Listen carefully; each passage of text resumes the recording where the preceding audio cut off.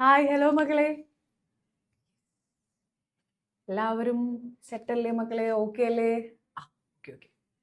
ആ നമ്മൾ ഓണപരീക്ഷ സുഖമായിട്ട് ഇങ്ങനെ ഓരോരോ സബ്ജക്റ്റായിട്ട് പോവും അല്ലേ? ഓണപരീക്ഷ സുഖമായിട്ട് എഴുതണ്ടേ മക്കളെ? ആ അതിന് വേണ്ടിയിട്ട് മലയാളം ഓക്കെ ആക്കാൻ വേണ്ടിയിട്ടാണ് മിസ് എന്ന് വന്നിട്ടുള്ളത്. ഓക്കെ, കേരള പാഠാവലി സെറ്റാക്കാം നമുക്ക്. നമ്മൾ പഠിച്ച കാര്യങ്ങളിലൂടെ ഒക്കെ ഒന്ന് ഓടി ഓടിപ്പോയി നമുക്ക് അടിപൊളിയായിട്ട് ഓണപരീക്ഷ എഴുതാം. ഓക്കെ ആണോ മക്കളെ? എല്ലാവരും ഉഷാറാണെങ്കിൽ നിങ്ങൾക്ക് ഇഷ്ടപ്പെട്ട ഇമോജികൾ ഇട്ടെ നോക്കട്ടെ. തീയോ തംസപ്പോ എങ്ങനെയാന്ന് വെച്ചാൽ ഓക്കെ. ഓക്കേടാ ഓക്കെ. ശരി, നമ്മള് ചാപ്റ്ററുകളുടെ എന്താ ചെയ്യാ പോടെ? എന്താണ് ഒന്ന് ചുരുക്കി ചാപ്റ്ററുകൾ ഒന്ന് ഇമ്പോർട്ടൻറ്റ് ക്വസ്റ്റ്യൻസ് ഒന്ന് പറഞ്ഞു പോയിട്ട് നമ്മൾ നോക്കാൻ പോവാണ്. എന്തായിരുന്നു ചാപ്റ്റർ എന്നുള്ള കാര്യങ്ങൾ ഒന്ന് ഓർത്തെടുക്കാൻ പോവാണ്. ഓക്കേടാ. എന്തായിരുന്നു ചാപ്റ്റർ പഠിച്ചത് കാര്യങ്ങൾ ഒന്ന് ഓർത്തെടുത്തിട്ട് നമുക്ക് സെറ്റാക്കാം. ഓക്കെ അല്ലേ മക്കളെ? ഓക്കെ അല്ലേ? ശരി ശരി. Okay deal. അപ്പോൾ നമ്മൾ കുറച്ച് എങ്ങനെയാണ് കുറച്ച് ക്വസ്റ്റ്യൻസ് എഴുതേണ്ട കാര്യങ്ങൾ ആദ്യം പറഞ്ഞു പോയിട്ട് എന്ത് ചെയ്യാം, കാര്യത്തിലേക്ക് കടക്കാം. കഥാപാത്ര നിരൂപണം ചോദിക്കാൻ സാധ്യതയുണ്ട്. പലവട്ടം നമുക്ക് ചോദിച്ചിട്ടുണ്ട്. ആരെ പറ്റി ചോദിക്കാം അല്ലേ, നമുക്കറിയാം. പക്ഷേ എന്നാലും എങ്ങനെ എഴുതേണ്ട കാര്യങ്ങൾ ഒന്ന് മിസ് ഒന്ന് രണ്ടാമായിട്ട് പറഞ്ഞു പോട്ടെ. കേട്ടിരിക്കുവോ? കേട്ടിരിക്കും. ഓക്കെ ശരി ശരി. യെസ്. എന്താണ് കഥാപാത്രത്തിന്റെ പേര് തലക്കെട്ടായിട്ട് കൊടുക്കാം. അത് കുഴപ്പമില്ല, മക്കൾക്ക് അറിയാവുന്ന കാര്യമാണ്. ഓക്കെ മിസ് കളർ മാറ്റാം. ഓക്കെ യെസ് സെറ്റല്ലേ? കഥാപാത്രത്തിന്റെ പേര് തലക്കെട്ടായി കൊടുക്കാം. എന്തെങ്കിലും ബുദ്ധിമുട്ടുണ്ടോ അതിൽ? ഇല്ല. ഇനി കഥാപാത്രത്തെ പരിചയപ്പെടുത്തുന്ന കാര്യം വരുമ്പോൾ യെസ്. ഓക്കെ, നിങ്ങൾക്ക് ഏറ്റവും ഇഷ്ടപ്പെട്ട ഒരു ക്യാരക്ടറിന്റെ പേരടിച്ചിട്ടെ നോക്കട്ടെ. എന്തും ആവാം, എന്ത് സിനിമയോ നിങ്ങൾ കാണുന്ന അനിമേറ്റഡ് സീരീസോ എന്തോ ആയിക്കോട്ടെ, കാർട്ടൂണോ എന്തോ ആയിക്കോട്ടെ. ഇട്ടിട്ട് വേഗം അയച്ചേ. ഒന്നില്ലെങ്കിൽ ഇമോജി ആയിട്ടോ അല്ലെങ്കിൽ എങ്ങനെയും റെപ്രസെന്റ് ചെയ്തൊന്ന് അയച്ചേ. യെസ്, പലരും വരുന്നുണ്ട്. അത് വരും, എണ്ണ വരും, സൂപ്പർമാൻ. Yes okay okay. ഇവരെയൊക്കെ നിങ്ങൾ എങ്ങനെ പരിചയപ്പെടുത്താം? അവരെവിടെ നിന്ന് വന്നു എന്നൊക്കെ പേരാദ്യം അറിയില്ലേടാ? പേര് പറഞ്ഞു, പേര് പറയണം. അപ്പൊ നമ്മുടെ കഥാപാത്രത്തിലേക്ക് വന്നു കഴിഞ്ഞാൽ എന്താ മക്കളെ, പേര് മാത്രം പറഞ്ഞാൽ പോരാ. പേര് മാത്രം അങ്ങോട്ട് പറഞ്ഞാൽ പോരാ, വേറെ കുറച്ച് കാര്യങ്ങൾ കൂടി ചേർക്കണം. എന്താണ് നോക്കാം. പേര് മാത്രമല്ല, പിന്നെ കൃതിയുടെ പേര്. ഇപ്പൊ നമ്മൾ പല കഥകൾ പഠിച്ചു, കവിത പഠിച്ചു ഇല്ലേ? അപ്പൊ അത് ഏത് കവിതയിൽ നിന്നാണ് അവർ വന്നേ എന്ന് പറയാം. ബുദ്ധിമുട്ടുണ്ടോ? ഇല്ല. അപ്പൊ എന്ത് ചെയ്യണം? കൃതിയുടെ പേര് ഓർത്തു വെക്കണം. പിന്നെ എഴുതിയ ആള്, കൃതിയുടെ പേര് മാത്രമല്ല എഴുതിയ ആളുടെ പേരും കൂടി വേണം. ഓക്കെ, കൃതി എഴുതിയ ആളെ നമ്മൾ കർത്താവ് എന്നാണ് പറയാ. ഓക്കെ, അതുകൊണ്ട് കർത്താവിന്റെ പേര്. ഓക്കെ, ഉൾപ്പെടുത്തുവോ? ഓക്കെ അല്ലേ? ഇതൊന്ന് മനസ്സിലുണ്ടാവണം കേട്ടോ. പരിചയപ്പെടുത്തുക എന്ന് പറയുമ്പോൾ പേരും കൃതിയുടെ പേര് ചേർക്കുക. കഥാപാത്രത്തിന്റെ ഒരു പൊതു സ്വഭാവം, എങ്ങനെയാണ് ആ കഥാപാത്രം ബിഹേവ് ചെയ്യുന്ന കാര്യങ്ങൾ നമുക്കറിയാവുന്ന പോലെ ചേർക്കാവുന്നതാണ്. പിന്നെ സവിശേഷതകൾ അല്ലെ, അവര് ഇന്ന പെരുമാറ്റങ്ങളുള്ളവരാണ് എന്നൊക്കെ അറിയാം. ഇപ്പോ ബഷീറിന്റെ അച്ഛന്റെ പാപ്പയെ കുറിച്ചിട്ടുള്ള നീർനാഗം എന്നുള്ള ചാപ്റ്ററിനെ പറ്റിയിട്ടാണെങ്കിലോ മക്കളെ, നീർനാഗത്തില് ബഷീറിന്റെ ബാപ്പ എങ്ങനെയുള്ള സ്വഭാവക്കാരനാണ്, കർക്കശക്കാരനാണെങ്കിലും ബഷീറിനെ നല്ല കാര്യം പഠിപ്പിക്കാനുള്ള ഒരു അച്ഛനായിരുന്നു അല്ലേ? അതുകൊണ്ട് സവിശേഷത എന്താണ്? പ്രകൃതിയോട് സ്നേഹമുള്ള ഒരു മനുഷ്യനാണ് എന്നുള്ള സവിശേഷതയാണ്. ഇനി കഥയിൽ കഥാപാത്രത്തിനുള്ള സ്ഥാനം. അപ്പൊ ബഷീറിന്റെ കാര്യം തന്നെ എടുത്തു കഴിഞ്ഞാൽ മക്കളെ എന്താണ് വരിക? ബഷീറിന്റെ ബാപ്പയുടെ കാര്യം എടുത്തു കഴിഞ്ഞാൽ ബഷീറിന്റെ ബാപ്പ ബഷീറിനോട് എങ്ങനെ ബിഹേവ് ചെയ്യണേ, എങ്ങനെ പെരുമാറണേ? അടിച്ചു അല്ലേ? അടിക്കാനായിട്ട് ഓങ്ങി അടിച്ചു. എന്തിനാണ്? വെറുതെ നടക്കുന്ന ഒരു പാവം പാമ്പിനെ പിടിച്ചുകൊണ്ട് വന്നതിനുള്ള ദേഷ്യം തീർത്തതാണ് ഒരു നീർക്കോലി അല്ലേ? നീർനാഗം. അത് ആ ചാപ്റ്ററുമായിട്ട് കണക്ട് ചെയ്ത് കഴിഞ്ഞാൽ കഥാപാത്ര നിരൂപണം കത്തും. കഥാപാത്ര നിരൂപണം പറഞ്ഞു തരാം കേട്ടോ ബാപ്പയുടെ. നമ്മൾ എന്നാലും എങ്ങനെ എഴുതണ്ടേ എന്നുള്ള കാര്യം ഒന്ന് പറയാണ്. ഓക്കെ, പിടികിട്ടിയോടാ? അതായത് കഥാപാത്ര നിരൂപണം എന്ന് പറഞ്ഞാൽ നമുക്ക് ഈ കഥാപാത്രത്തിനെ ഒരാൾക്ക് അറിയില്ലെങ്കിൽ നമ്മളിങ്ങനെ പരിചയപ്പെടുത്തി കൊടുക്കുകയാണ്. ഇങ്ങനെയാണ് കേട്ടോ, ഇങ്ങനെയാണ്, ഇന്ന രീതിയിലാണ് ആൾ ബിഹേവ് ചെയ്യണേ, ഇങ്ങനെയുള്ള പെരുമാറുന്നതെന്നൊക്കെ പറഞ്ഞ് പരിചയപ്പെടുത്തി കൊടുക്കുക. അത്രയേ ഉള്ളൂ കഥാപാത്ര നിരൂപണം. ഓക്കെ, പിന്നെ നമുക്ക് വേണമെങ്കിൽ നമ്മുടെ അഭിപ്രായം കൂടിയിട്ട് എഴുതാം കഥാപാത്ര നിരൂപണത്തിൽ. കുഴപ്പമില്ല, നല്ല കഥാപാത്രമാണെന്നോ ഇന്നെ ഇഷ്ടപ്പെട്ടു എന്നോ ഒക്കെ എഴുതാം, കുഴപ്പമില്ല. ഓക്കെ യെസ്, സെറ്റ് അല്ലേ മക്കളെ? ഓക്കെ അല്ലേ? ഇതാണ് കഥാപാത്ര നിരൂപണം. പിന്നെ മുഖപ്രസംഗം മക്കളോട് ചോദിക്കാൻ സാധ്യതയില്ല. എന്നാലും ഉപന്യാസം ഓർമ്മ വന്നോ? ഉപന്യാസം ചോദിക്കാറുണ്ട് ഇല്ലേ? ചോദിച്ചിട്ടില്ലേ? യെസ്, ഉണ്ട്. ഉപന്യാസം എന്ന് പറയുമ്പോൾ ബുദ്ധിമുട്ടില്ല, നമുക്ക് അറിയാവുന്നതേ ഉള്ളൂ മക്കളെ. തലക്കെട്ട് കൊടുക്കണ്ടേടാ ഉപന്യാസത്തിന്? കൊടുക്കണം. മക്കൾക്ക് കുറിപ്പാണ് ചോദിക്കുന്നെങ്കിലും ഇത് തന്നെ കേട്ടോ. ഓക്കെ, തലക്കെട്ട് കൊടുത്തു. ഒരാമുഖം, തുടക്കം, നല്ലൊരു തുടക്കം കൊടുക്കാലോ. അറിയാലോ മക്കൾക്ക് എങ്ങനെയാണ് അത് എന്നുള്ളത്. എന്താണ് വിഷയത്തിനെ പറ്റിയിട്ട് പറയണം അല്ലേ? ഇപ്പൊ നിങ്ങൾക്ക് ഏറ്റവും ഇഷ്ടപ്പെട്ട ഒരു സിനിമയെ പറ്റിയിട്ടാണ് പറയാൻ പോണെങ്കിൽ ആദ്യം എന്ത് പറയണം? ഏത് സിനിമയാണ് നിങ്ങൾക്ക് ഏറ്റവും ഇഷ്ടപ്പെട്ടതെന്ന് പറയണ്ടേടാ? പറയണ്ടേ? യെസ്, ഏറ്റവും ഇഷ്ടപ്പെട്ട സിനിമകൾ അറിയാം. ഇപ്പൊ നിങ്ങൾ ഏറ്റവും അടുത്ത് കാണുന്ന സിനിമ എന്തോ ആയിക്കോട്ടെ, നിങ്ങൾക്ക് ഇഷ്ടപ്പെട്ട സിനിമ അതാണ്. അപ്പൊ ആദ്യം എന്ത് പറയണം? ഏത് സിനിമയാണെന്ന് പറയണം. പിന്നെ നിങ്ങൾക്ക് എന്തുകൊണ്ടാണ് വിഷയത്തിലേക്ക് കടന്ന് വരണം. ഓക്കെ, പിന്നെ വായിക്കുന്നവർക്ക് അടുത്തത് വായിക്കാനുള്ള തോന്നലും ഉണ്ടാക്കണം. Okay, yes. പിന്നെ ഉള്ളടക്കമായി. ഉള്ളടക്കം എന്ന് പറഞ്ഞാൽ എന്താ? മെയിൻ ഭാഗമാണ് കേട്ടോ. അതായത് നമ്മൾ വിഷയത്തിനെ പറ്റി കൂടുതൽ അങ്ങോട്ട് വിശദീകരിച്ച് പോകുന്നതാണ്. മക്കൾ എഴുതിയിട്ടുണ്ടാവും. ഇപ്പോൾ മിക്കവാറും സാധ്യതയുള്ളത് എന്താണ്? പരിസ്ഥിതി സംരക്ഷണത്തിന്റെ ആവശ്യകത. മക്കൾ എഴുതിയിട്ടുണ്ടാവും ഇല്ലേ? എഴുതിയിട്ടുണ്ടെങ്കിൽ ഒന്ന് തംസപ്പ് ഇട്ടേ. ഇല്ലേ? യെസ്, അത് തന്നെയുള്ളൂ മക്കളെ. എന്താണ് പരിസ്ഥിതി സംരക്ഷണം എന്നൊക്കെ പറയുമ്പോൾ പരിസ്ഥിതി നമ്മുടെ പരിസ്ഥിതി അല്ലേ, നമ്മുടെ കൂടി ആവശ്യമാണ് പരിസ്ഥിതി നല്ല രീതിയിൽ കൊണ്ടുപോകുക എന്നുള്ളത് അല്ലേ. മനുഷ്യർ പ്രകൃതിയുടെ ഭാഗമാണ് എന്നൊക്കെ പറഞ്ഞാൽ നമ്മൾ എഴുതിയിട്ടില്ലേ? പരിസ്ഥിതി ഉപദ്രവിക്കരുത്, എന്താണ് പ്ലാസ്റ്റിക് മാലിന്യം കുറയ്ക്കുക എന്നൊക്കെ പറഞ്ഞ് എഴുതിയിട്ടില്ലേ? അത് തന്നെയുള്ളൂ മക്കളെ ഉള്ളടക്കം. നമ്മൾ വിഷയത്തിനെ പറ്റി ഒന്ന് ലെങ്തിലി ഒന്ന് പറയാം. ഓക്കെ, സെറ്റല്ലേ? സെറ്റാണോ? അതിൽ കൺഫ്യൂഷൻ ഒന്നും വേണ്ട, മക്കൾക്ക് അറിയാവുന്ന കാര്യമാണ്. പക്ഷെ അതിനിങ്ങനെ പേര് കൊടുത്തു എന്നേ ഉള്ളൂ. ആമുഖം എന്നും ഉള്ളടക്കം എന്നൊക്കെ പേര് കൊടുത്തു എന്നുള്ളൂ. സംഭവം നിങ്ങൾക്ക് അറിയാവുന്ന തന്നെ. ഇനി കുറച്ചൊരു കടുകട്ടിയുള്ള ഒരു പേര് വന്നു, ഉപസംഹാരം. പേടിക്കണോ? വേണ്ട, കൺക്ലൂഷനാണ്, അവസാനിപ്പിക്കുന്നതാണ്. ഉപന്യാസം എങ്ങനെയാണ്? ഗംഭീരമായിട്ട് ഓക്കെ ഇന്നാണ് കാര്യങ്ങൾ, ഒരു സന്ദേശമൊക്കെ കൊടുത്ത് നമ്മൾ നല്ല നാളേക്ക് വേണ്ടി പ്രതീക്ഷിക്കാം എന്നൊക്കെ പറയാറില്ലേ? അത് കൊടുത്തിട്ടൊന്ന് ഉപസംഹാരം, ഒരു അവസാനം കൊടുക്കാണ്. ഇതാണ് മക്കളെ ഉപന്യാസം. മനസ്സിലേക്ക് കാര്യങ്ങൾ വന്നോ? ഓക്കെ ആണോ? Yes, okay. മിടുക്കം പിള്ളേരാണ്, മിടുക്കന്മാരാണ്. നമുക്ക് പാഠഭാഗത്തിലേക്ക് കടന്നാലോ? യെസ്, മണ്ണിന്റെ കിനാവുകൾ എന്നുള്ള ഒരു ചാപ്റ്റർ ഓർമ്മ വന്നോ? ഇത്തിരി പൂവേ കുരുന്നു പൂവേ എന്നുള്ള യൂണിറ്റ് അല്ലേ? അതിൽ ആദ്യത്തെ ചാപ്റ്ററാണ് മണ്ണിന്റെ കിനാവുകൾ. ആരാണ് എഴുതിയിട്ടുള്ളത്? പി മധുസൂദനൻ. ഓർമ്മ വേണം, ഓർത്തു വെക്കുവോ? ഒന്ന് അവിടെ എഴുതാനൊന്ന് നോക്കിയേ, അല്ലെങ്കിൽ ടൈപ്പ് ചെയ്തിടാവുന്നവർ ടൈപ്പ് ചെയ്തൊന്നിട്ടെ. ആരാണ് മണ്ണിന്റെ കിനാവുകൾ എഴുതിയിട്ടുള്ളത്? പി മധുസൂദനൻ. മലയാളം ടൈപ്പ് ചെയ്യാൻ പറ്റില്ലെങ്കിൽ കുഴപ്പമില്ല, ഒന്ന് എഴുതി വെക്കുവോ? യെസ്. ബുക്ക് മേനൊക്കെ ആയിട്ട് ഇരിക്കുന്നതെന്ന് മിസ് വിചാരിക്കണം. ശരി, ഓക്കെ. അതെ, എനിക്കറിയാം, നല്ല മക്കളാണ്, എനിക്കറിയാം. Okay, yes.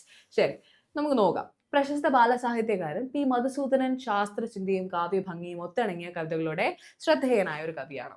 ഓക്കെ, മുക്കുറ്റിപ്പൂവിനും ഒരു ആകാശമുണ്ടെന്നും ചോണനുറുമ്പിന് വഴിയിൽ കാണും കല്ലൊരു പർവ്വതമാകുന്നുവെന്നും ഉയരെ പാറും കഴുകന പാടം പച്ചക്കമ്പളമായി തോന്നുമെന്നുള്ള ലളിതമായ ആഖ്യാനങ്ങളുടെ സാധാരണ പ്രകൃതി പാഠങ്ങൾ മുതൽ ആപേക്ഷികത പോലെ വലിയ ശാസ്ത്രതത്വങ്ങൾ വരെ കവിതയിലേക്ക് ഹൃദ്യമായി സന്നിവേശിപ്പിച്ച കവിയാണ് ഹൃദ്യമായി. അച്ഛൻ്റെ പേരൊക്കെ വന്നു. ഹൃദ്യം എന്ന് പറഞ്ഞാൽ സുന്ദരം എന്നാണ് കേട്ടോ.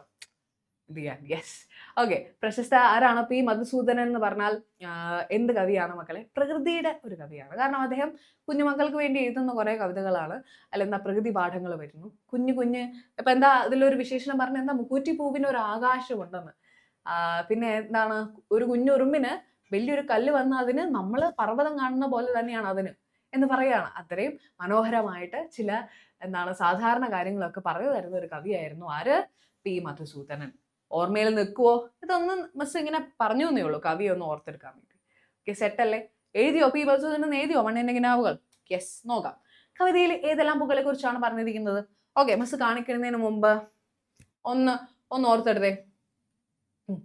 വേഗം ഓരോരുത്തർ ടൈപ്പ് ചെയ്ത് ഏതൊക്കെ പൂക്കളാണ് ഓർമ്മയുള്ളത്.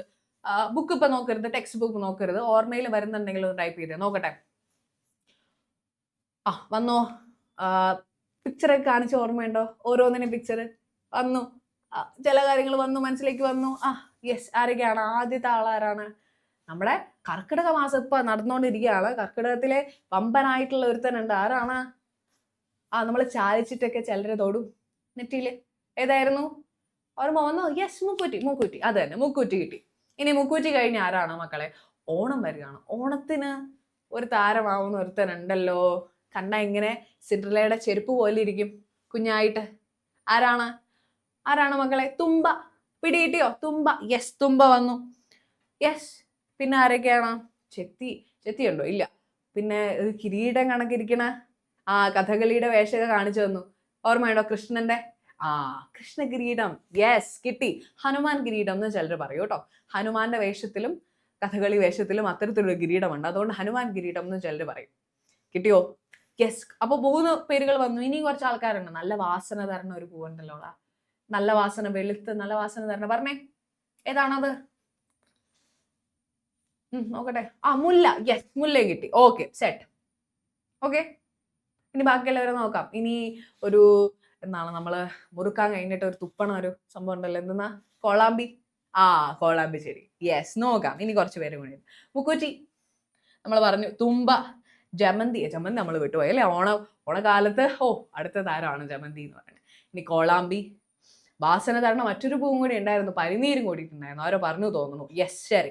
കൃഷ്ണകിരീടം വന്നു, മുല്ല വന്നു, പിന്നെ വേറൊരാള് വാടാമല്ലി, നല്ല വയലറ്റ് കളറില് ഇരിക്കുന്ന. ഇപ്പൊ ഇവരൊക്കെ ഇതിൽ പറഞ്ഞ ജമന്തിയും തുമ്പയും വാടാമല്ലിയും ഈ വരാൻ പോകുന്ന കാലത്തില് പനിനീരും റോസാപ്പൂവും അത്യാവശ്യം പൂക്കളത്തിൽ ആവശ്യമായിട്ടുള്ള നിറങ്ങൾ തരുന്ന ആൾക്കാരാണ് അല്ലേ? യെസ്, തുമ്പയാണ്. തുമ്പ മുറിച്ചിട്ടല്ലേ നമ്മള് മാവേലിയെ വരവേക്കാനിട. കുരുത്തോലയും തുമ്പയും കൂടി മുറിച്ചിടും. ചില നാടുകളിൽ അങ്ങനെയാ ചെയ്യാം. ഓക്കെ, എൻ്റെ അടുത്തൊക്കെ അങ്ങനെയാ, അതാ മിസ് പറഞ്ഞേ. ഓക്കെ, യെസ്, ശരി. ഇത്രയും പൂക്കളെ പറ്റിയിട്ട് കവി പറയുന്നുണ്ട്. നോക്കാം. ഇനി ഒരു ക്വസ്റ്റ്യൻ ആണ്. പൂക്കൾ മണ്ണിന്റെ ഓമൽ കിനാവുകൾ, പൂക്കൾ ജീവന്റെ പ്രേമ പ്രതീക്ഷകൾ. എന്താണ് കവി പറഞ്ഞിട്ടുള്ളത്? പൂക്കൾ മണ്ണിന്റെ ഓമൽ കിനാവുകളാണ്, സ്വപ്നങ്ങളാണ്. പൂക്കൾ ജീവന്റെ പ്രേമ പ്രതീക്ഷകളാണ്. പൂക്കളെ കുറിച്ച് കവിതയിൽ പൊതുവായി പറയുന്ന കാര്യങ്ങൾ കണ്ടെത്തി എഴുതുക. എന്തൊക്കെയാണ് പറഞ്ഞിട്ടുള്ളത് നോക്കാം. കവിതയുടെ ആദ്യ ഭാഗത്ത് പലതരത്തിലുള്ള പൂക്കളെ കുറിച്ചുള്ള വർണ്ണനകളാണ് നൽകിയിരിക്കുന്നത്. പിന്നീട് കവി പൂക്കളുടെ മഹത്വത്തെ വാഴ്ത്തപ്പെടുന്നു. എല്ലാ ദിവസവും എത്രയോ പൂക്കളാണ് ഭൂമിയുടെ മക്കളായി പിറക്കുന്നത്. എന്താണ്? ഭൂമിയുടെ മക്കളാണ് പൂക്കൾ എന്നാണ് ആര് പറയണേ? കവി പറയുന്നത്. അത് മാത്രമല്ല,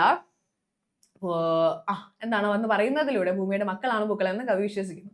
ഓരോ പൂക്കൾക്കും എന്തെങ്കിലുമൊക്കെ സവിശേഷതകൾ കാണാം. നീലാകാശം കണ്ണിലുള്ളവർ, വെള്ളത്തുള്ളികൾ കൊണ്ട് മാല ചാർത്തുന്നവർ, ഏത് ചൂടിലും വടാതെ നിൽക്കുന്നവർ, ഏതൊരിട്ടിലും പുഞ്ചിരിക്കുന്ന പൂക്കൾ, അവ ജീവിതത്തിൽ പ്രേമവും പ്രതീക്ഷയും നൽകുന്നു. നമുക്ക് സ്നേഹമൊക്കെ തരുന്ന പൂക്കളാണ്.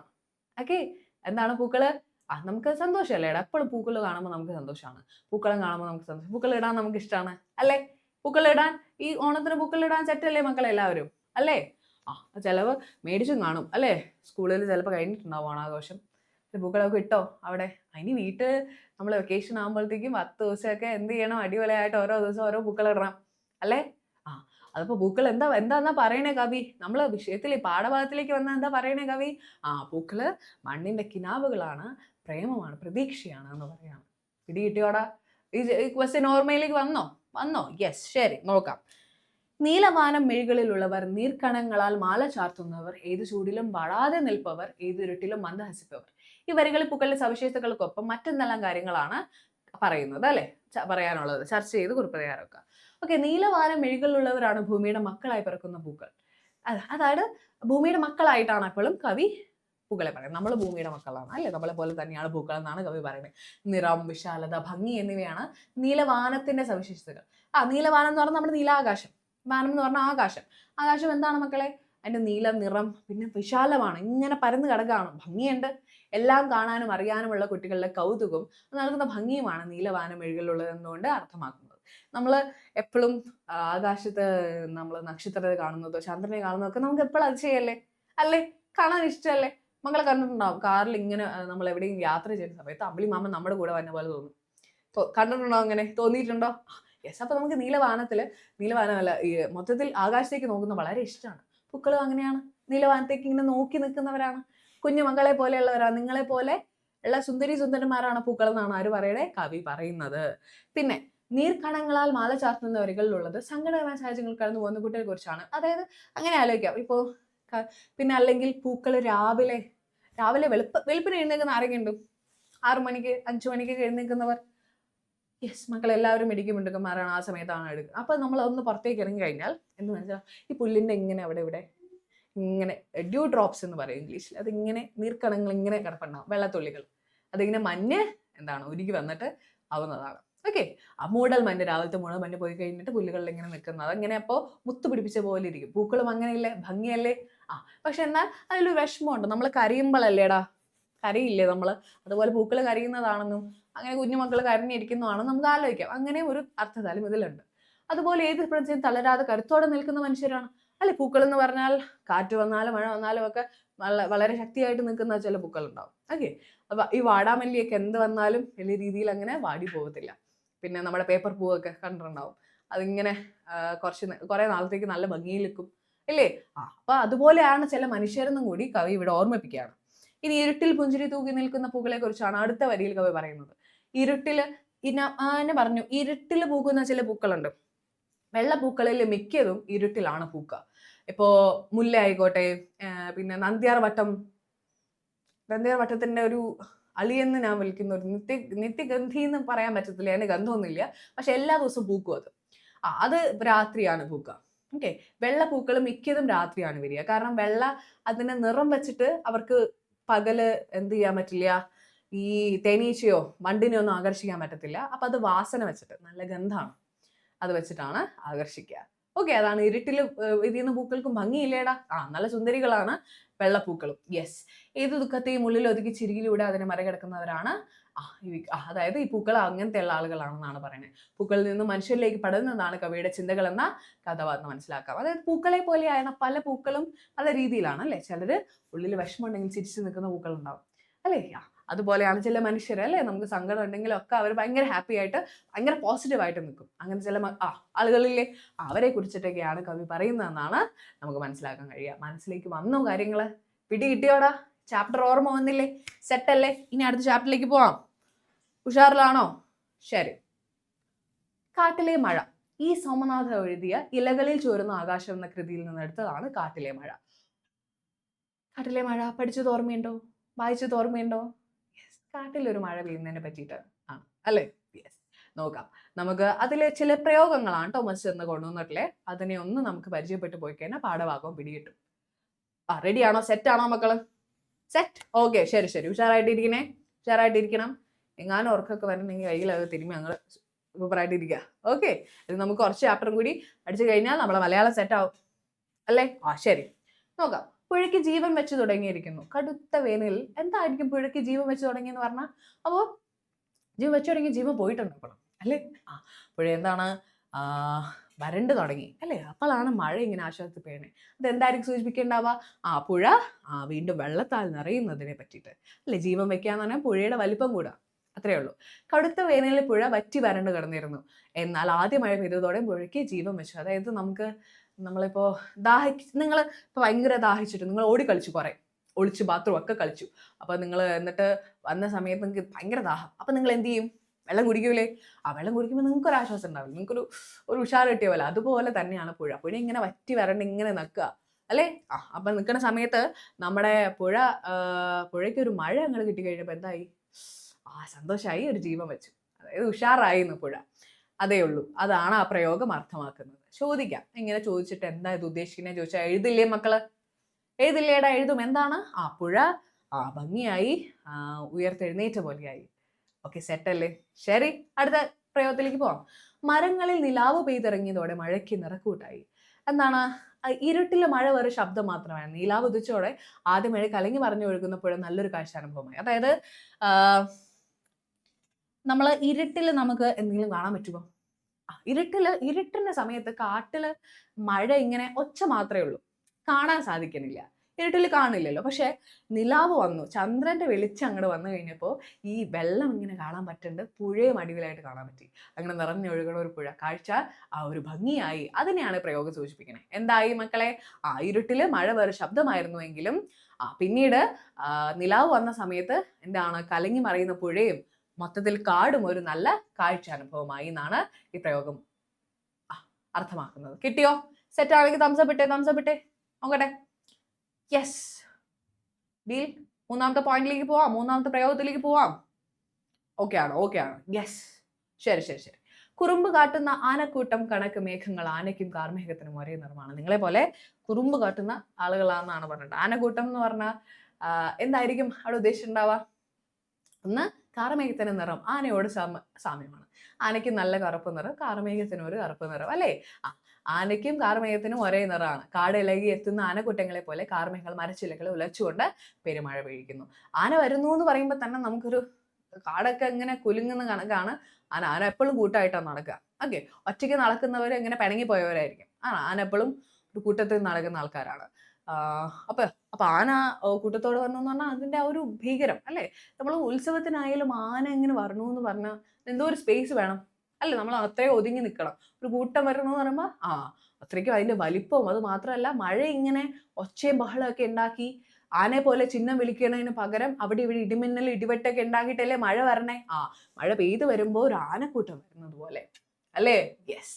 ഇനി കാട്ടിൽ കഞ്ഞിമഴ യൗവനമാണ് കൊണ്ടുവരുന്നത് എന്ന് പറഞ്ഞാൽ എന്തായിരിക്കും? യൗവനം എന്ന് പറഞ്ഞാൽ നല്ല ഉഷാറുള്ള സമയമാണ്. ബാല്യം, കൗമാരം, യൗവനം, വാർദ്ധക്യം, അങ്ങനെയാണ് മനുഷ്യന്റെ ജീവിതം. നല്ല ഉഷാറ്, യുവത്വം, ഭയങ്കര എനർജറ്റിക് ആയിട്ടുള്ള സമയമാണ് മനുഷ്യനെ സംബന്ധിച്ചിടത്തോളം യൗവനം. അപ്പൊ കാട്ടിൽ കഞ്ഞിമഴ എന്ന് പറഞ്ഞാൽ ആദ്യത്തെ മഴ അല്ലെ. ആദ്യത്തെ മഴ പെയ്ത സമയത്ത് എന്താണ് മക്കളെ, നമ്മൾ ഭയങ്കര, ഞാൻ പറഞ്ഞു വെള്ളം കുടിക്കുമ്പോൾ ഉള്ള ഒരു ഉഷാറ് തന്നെ അത് തന്നെ. കടുത്ത വേനലിൽ വറ്റി വരണ പുഴയ്ക്ക് ജീവനേകുന്നതും ഉണങ്ങിക്കരിഞ്ഞ പുൽച്ചെടികൾക്കും മരങ്ങൾക്കും പുതുനാമ്പുകൾ നൽകുന്നതും കഞ്ഞിമഴയാണ്.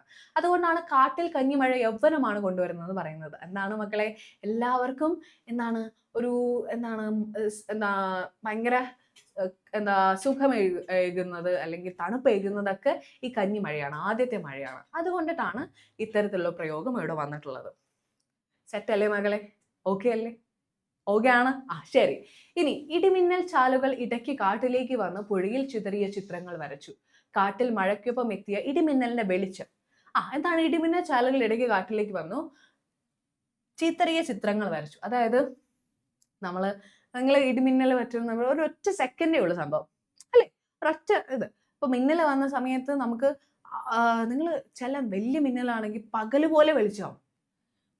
സൂര്യൻ വന്ന സമയത്തുള്ള വെളിച്ചം പോലെ കാണാൻ പറ്റും. അതുപോലെ മിന്നല് പലയിടത്തും വരുമ്പോഴത്തേക്കും അവിടെ മാത്രം ഇങ്ങനെ തെളിയില്ലേ, ഒരു ചിത്രം വന്ന പോലെ. ഒരു ക്യാമറ നിങ്ങൾ ആലോചിക്കുക, ഫ്ലാഷ് എടുക്കണത് ഇല്ലേ? യെസ്. ആ ഫ്ലാഷ് വരണത് പോലെ ഇടിമിന്നൽ പെട്ടെന്ന് വരുമ്പോൾ അവിടെ ഇവിടെ ഓരോ ചിത്രങ്ങൾ ഇങ്ങനെ കാണാൻ പറ്റുകയാണ്. യെസ്. കാട്ടിൽ മഴയ്ക്കൊപ്പം എത്തിയ ഇടിമിന്നലിന്റെ വെളിച്ചം മരങ്ങൾക്കിടയിലൂടെ കടന്ന് പുഴയിലെ വെള്ളത്തിൽ പ്രതിഫലിക്കുന്നതിനാണ് സൂചിപ്പിക്കുന്നത് അല്ലേ. അതായത് ഇങ്ങനെ മിന്നൽ വന്നല്ലോ, അപ്പൊ ഇങ്ങനെ ചിത്രങ്ങൾ കാണാൻ പറ്റി, ആ വെളിച്ചം ഇങ്ങനെ കണ്ടു എന്നുള്ളതാണ് ഒരു ഭംഗിയിൽ പറയാനായിട്ട്. ആരാണ് എഴുതിയത്? ടൈപ്പ് ചെയ്തേ നോക്കട്ടെ. ഈ സോമനാഥ്, വിട്ട് കളയരുത്. ഓക്കെ, ആദ്യത്തെ പറഞ്ഞു ആരായിരുന്നു മക്കളെ? യെസ്, മണ്ണിന്റെ കിനാവുകൾ, പി മധുസൂദനൻ. എഴുതിയില്ലേ? അപ്പൊ ഇതും കൂടി എഴുതി വെച്ചോളൂ. കാട്ടിലെ മഴ ആരാണ്? ഈ സോമനാഥ്. ശരി, ഓക്കെ ആണോ? എഴുതിയോ? എഴുതി സെറ്റ് ആണെങ്കിൽ തംസപ്പ് ഇട്ടേ നോക്കട്ടെ. ഇനി മൂന്നാമത്തെ ഒരു ചാപ്റ്റർ, ഫസ്റ്റ് യൂണിറ്റിലെ മൂന്നാമത്തെ ചാപ്റ്റർ, ഡേസി ചെടി. ഓർമ്മ വന്നോ ഡേസി ചെടി? എന്താണ് ഒരു സാധാരണ ഒരു ഡേസി ചെടി നിൽക്കണ്ടായിരുന്നു. മിസ് ഒന്ന് ചുരുക്കി പറയാം, എന്നിട്ട് ക്വസ്റ്റ്യനിലേക്ക് പോവാം. എന്തായിരുന്നു ഡേസി ചെടി? ഡേസി ചെടിയിൽ എന്താണ് പറഞ്ഞേ? നമ്മുടെ ഒരു ചെടി, കാണാൻ എന്താണ് ഒരു കുഞ്ഞ് ചെടിയാണ്.